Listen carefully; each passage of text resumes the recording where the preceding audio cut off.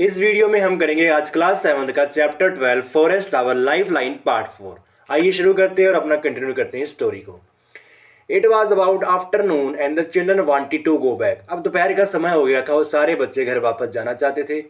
टीबू suggested another route for going back. तो Tibu ने क्या किया, उन्हें कोई दूसरा रास्ता दिखाया घर जल्दी जाने के लिए। Will they were going back, जब वो वापस जा रहे थे, इट स्टार्टेड रेनिंग, तो वहां पे क्या हुई, बारिश बरसात होना शुरू हो गई। However, surprisingly, they saw that the raindrops were not hitting the forest floor directly. तो उन्होंने देखा कि जो रेन ड्रॉप्स हो रहे थे, जो बारिश हो रही थी, वो फॉरेस्ट के फ्लोर को डायरेक्टली हिट नहीं कर रही थी। ऐसा क्यों हो रहा था, आइए देखते हैं। The upper most layer of the forest canopy intercept the flow of rain drops. ऐसा क्यों हो रहा था, जो अपर हॉरिजॉन्टल लेयर होती है उसे हम कहते हैं कैनोपी, वो इंटरसेप्ट कर रही थी। इंटरसेप्ट मतलब रेजिस्ट कर रही थी। रेन ड्रॉप्स और फॉरेस्ट फ्लोर के बीच में ये एक रुकावट का काम कर रही थी, जो कि डायरेक्टली रेन ड्रॉप्स फॉरेस्ट की फ्लोर को हिट नहीं कर रहा था। And the most of the water was coming down through the branches and the stems of the trees. अब जो ज़्यादातर पानी था बारिश का, वो कहाँ से आ रहा था, नीचे ब्रांचेस यानी पेड़ की शाखाओं से, और स्टेम्स यानी तनों से, उसके जरिए जमीन पे आ रहा था। From the leaves it was dripping slowly over the branches of the shrubs and the herbs। अब जो लीव्स के जरिए जो पानी ड्रिपिंग यानी बूंद बूंद करके बह रहा था, वो किस पे गिर रहा था, श्रब्स एंड हर्ब्स पे गिरा था। फिगर 12.13 में एक बार इस नजरिए को हम बढ़िया तरीके से देखते हैं। अब यहाँ पे जैसे आप देख सकते हो बच्चों, यहाँ पे बारिश हो रही है, और बारिश किस पे हो रही है, एक हॉरिजॉन्टल लेयर बनी हुई है कैनोपी जिसे हम कहते हैं, वो बारिश हो रही है, और ब्रांचेस यहाँ पे देख सकते हैं, ब्रांचेस और ये स्टेम है, तो बारिश इनके जरिए जमीन की सतह पर पहुंच रही है। तो ये कह सकते हैं हम इनडायरेक्टली पहुंच रही है, डायरेक्टली नहीं पहुंच रही है। आइए कंटिन्यू करते हैं अपना chapter. They found that the ground was still dry. तो उन्होंने देखा कि बारिश हो रही है, पर ग्राउंड जो जमीन है वो अभी भी ड्राई यानी सूखी पड़ी हुई है। After about half an hour, कुछ आधे घंटे बारिश होने के बाद, द रेन स्टॉप्ड, बारिश बंद हो गई। They notice that the layer of the dead leaves over the forest floor appeared wet now. तो उन्होंने देखा कि जो फॉरेस्ट फ्लोर पे डीके गली सड़ी हुई लीव्स है, वो कैसी हो गई हैं, वेट, वेट यानी गीली हो चुकी हैं अब। But water did not stagnate in the forest. Stagnate word का मतलब होता है स्थिर यानी रुके रहना। अब जो पानी था, जो बारिश हुई थी, वो फॉरेस्ट के अंदर ज़्यादा देर रुका नहीं। जो उनकी सॉइल थी, फॉरेस्ट ने उस सबको क्या कर लिया, अब्जॉर्व कर लिया। मूव करते हैं नेक्स्ट टॉपिक पे। Bhujo thought that if it had rained so heavily in his town, it would have flooded the rains and the roads। तो भुजो कहते हैं कि अगर यही बरसात हमारे टाउन में ही होती तो वहाँ पे क्या होता, ड्रेन जो नालियाँ फ्लडेड यानी भर जाती और सारा पानी रोड्स पे आ जाता, सारी रोड पानी पानी दिखाई देती। What would happen if the rain heavily in your town. कह रहे कि ऐसी भारी वर्षा अगर तुम्हारे शहर में हो तो क्या हो। Professor Emmett told them that the forest also act as a natural absorber of the rainwater and allow it to sip। अब प्रोफेसर अहमद उन्हें बताते हैं कि जो फॉरेस्ट है उसको हम नेचुरल अब्जॉर्बर कहते हैं। अब्जॉर्ब का मतलब होता है सोखना या सक करना, क्योंकि वो जो रेन वाटर होता है ना, वो सॉइल द्वारा, फॉरेस्ट द्वारा सिप कर ली जाती है, सक कर लिया जाता है, यानी अब्जॉर्ब कर लिया जाता है। It helps maintain the water table through the year. तो ये क्या कहता है, पूरा वाटर का टेबल है, पूरा मेंटेन बैलेंस बनाए रखता है पूरे साल भर।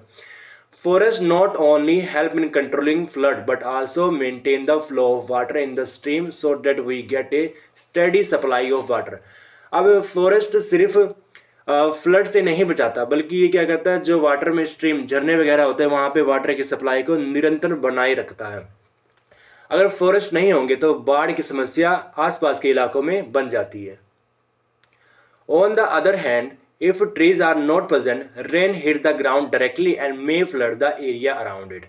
अब यहाँ पे भी वही बात कर रहा है, अगर ट्री ना प्रेजेंट हो, अगर ट्री की मौजूदगी ना हो, तो रेन क्या होगा, ग्राउंड को सीधा सीधा हिट करेगा, और जिससे क्या होगी, आसपास के इलाकों में फ्लड यानी बाढ़ आने की संभावना बढ़ जाएगी। हैवी रेन्स में आल्सो डैमेज द सॉइल। अगर भारी वर्षा होती है तो वो डैमेज, सॉइल को भी डैमेज कर सकती है, उसकी फर्टिलिटी को भी नुकसान पहुंचा सकती है। Roots of tree normally bind the soil together. अगर पेड़ रहते हैं, पौधे रहते हैं, तो उनके रूट्स क्या करती है, जो सॉइल होती है उनको आपस में बांधे रखते हैं। But in their absence of the soil is waste away और इरोडेड। अगर देर यहाँ पे है फॉरेस्ट, अगर फॉरेस्ट ना हो तो सॉइल क्या होगी, वास्ट अवे हो जाएगी। वास्ट अवे हो जाएगी यानी वो बह जाएगी, उसकी फर्टिलिटी सारी खत्म हो जाएगी, और जो सॉइल इरोजन की समस्या है वो उत्पन्न हो जाएगी। The children spend an hour as Tibu's village on their way back. जब बच्चे वापस घर जा रहे थे सारे बच्चे एक बार टीबू के गांव में भी रुके, उसके घर पे भी रुके। The weather of the village was quite pleasant. जो वहाँ का वेदर था, वहाँ का मौसम था, बहुत ही सुखद और बहुत ही सुहावना था। Villagers told them due to the surrounding forest they receive good rainfall. तो विलेजर्स यानी गांव के लोग बताते हैं कि आसपास फॉरेस्ट घिरा हुआ है, जिसके कारण हमें क्या मिलती है, अच्छी रेनफॉल मिलती है, अच्छी बारिश बरसात मिलती है। The air also remain cool. तो हवा है वो भी बहुत अच्छी रहती है और बहुत कूल रहती है, ठंडी ठंडी रहती है। Noise pollution too is less because the forest absorb the noise of the nearby highway. अब कह रहा है जो नॉइज पोल्यूशन, ध्वनि प्रदूषण जो है वो भी कम होता है इन फॉरेस्ट की वजह से। फॉरेस्ट के बगल से हाईवे गया, हाईवे की जो आवाज़ होती है वो फॉरेस्ट अपने आप में अब्जॉर्व कर लेता है और हमारे आसपास के एरिया में नॉइज पोल्यूशन नहीं होता। The children learn about the history of the village. तो बच्चों ने क्या किया कि सारे इतिहास के बारे में जान लिया, विलेज के बारे में जानना शुरू कर दिया। It surprise them that the villages and the agricultural field of that area created after clearing the forest about 60 year ago. तो ये बात उनको हैरानी की बात उन्हें जब ये लगी तब उन्हें पता चला कि ये जो फॉरेस्ट का एरिया उसको क्लीन करके यहाँ पे गाँव बसाया गया, और गाँव को बसे 60 ईयर्स अगो, यानी 60 साल हो चुके हैं।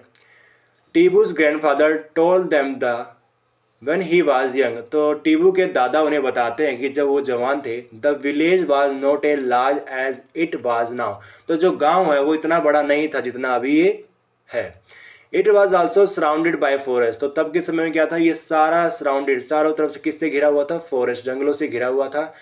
Constructions of roads, buildings, industrial development and the increasing demand of wood created pressure on the forest and it started vanishing। अब क्या हुआ कि कंस्ट्रक्शन, रोड बने, बिल्डिंग्स बनी, इंडस्ट्रियल डेवलपमेंट हुआ और वुड की, लकड़ियों की डिमांड बढ़ने लगी। तो उन्होंने क्या किया, एक फॉरेस्ट, जंगल पे प्रेशर बनाना शुरू कर दिया, जिससे क्या हुआ, वहाँ पे ये सारे फॉरेस्ट वैनिश होने लगे। वैनिश यानी डिसअपियर होने लगे, इनविजिबल होने लगे। He was not happy that the forest adjoining their village is not regenerating and is on the verge of disappearing due to the overgrazing of animals and indiscriminate felling of the trees।